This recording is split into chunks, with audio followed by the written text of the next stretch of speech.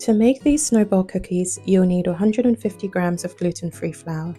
I'm using Bambara nut flour. Bambara groundnut is native to West Africa and is a legume that has a rich, nutty flavor and aroma. It is high in protein and a great source of magnesium, iron, zinc, and many more micronutrients. It is typically used to make an Eastern Nigerian delicacy known as okpa, so using it for these cookies is somewhat experimental. If you don't have access to this flour, any gluten-free flour blend will work. Next, you'll need 45 grams of cocoa powder, a pinch of salt, 50 grams of brown sugar. For that subtle orange flavor, zest 1 large orange, making sure to avoid adding the bitter white rind underneath. Then add 1 teaspoon of vanilla extract and 120 grams of room temperature softened vegan butter.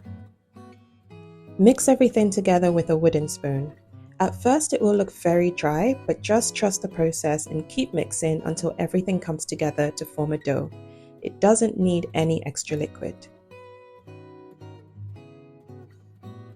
At the last minute, I decided I wanted the cookies to be extra chocolatey, so I added about 30 grams of dark chocolate chips.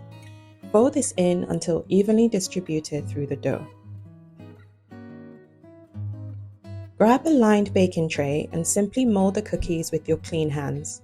About a tablespoon of dough per cookie will get you approximately 12 cookies. Shape them into round spheres and place them on the baking tray.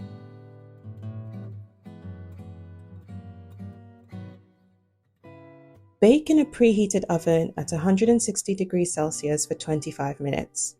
I wanted lower heat and a longer baking time than you typically have for cookies because of the type of flour I'm using, which needs to be cooked extra thoroughly, and because I wanted the cookies to be somewhat dry and crumbly all the way through for that melt in the mouth effect.